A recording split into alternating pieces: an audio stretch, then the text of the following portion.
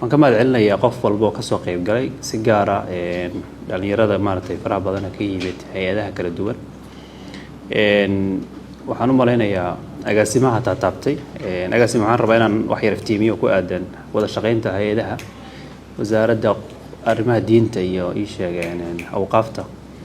xaqiiqatan haddii si sax implementationkeeda iyo shaqada maartay u xilsaaran tahay la gudagal wax laga dhamaan karo ma aha waxa maartay kamid ah habraayo aan waayahan jirin oo ugu horeyso yani shuruucdan iyo siyaasadahan laga shaqeynayo ma yihiin kuwa maartay inline la ah principalska iyo mabaadi'da islaamka oo ugu horeyso tan maanta ka shaqeynayno meesha aan maartay ku hayno marka hawlo aad u badan baa jira qarankeenu maalinba maalin ka dambeysay inuu step sare u qaada rajeynayna hadii la yiraahdo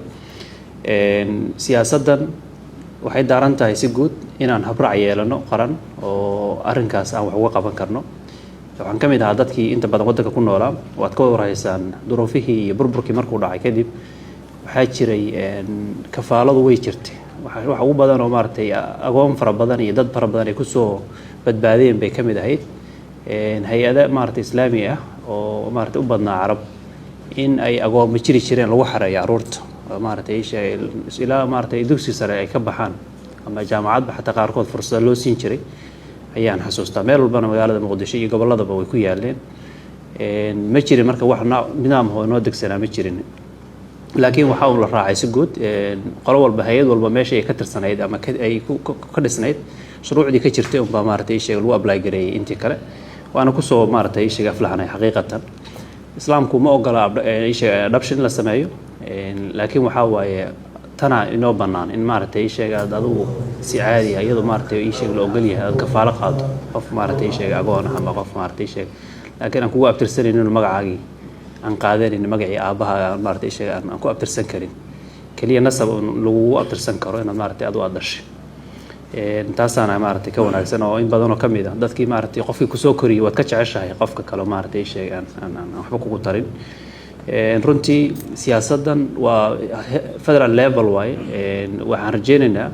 ama aan rabnaa inaan ku bogaadino maartay states-kan iyagana sidoo kale inay implementationkii iyo haddii xataa localization ay u samayn karaan iyaguna ay u sii sameeyaan laakiin muhiimadda aan ka leenahay waxaa waaye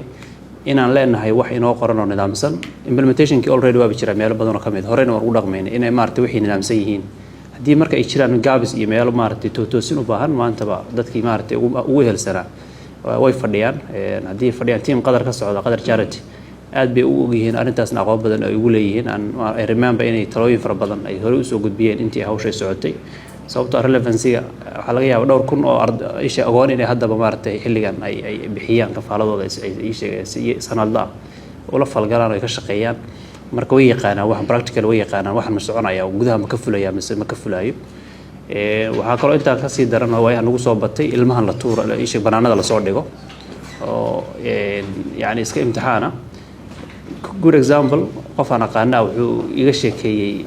ilmo ii tirin jiray maartay walaalihiisa marka one of them waxa waay waa isagoo yar bay meel ka soo qaaday 2 bilood iyo meelahaas oo jira maana ogeyn waligay in maartay isha aysan dhalin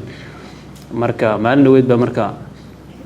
fatqallu sameeyay ninkii wuxuu yar dhibatay waxyaabahan maartay la ciyaar khamaarka waxa soo ciyaaray alaabadii gurigii uu ku daba wareegay waxba maartay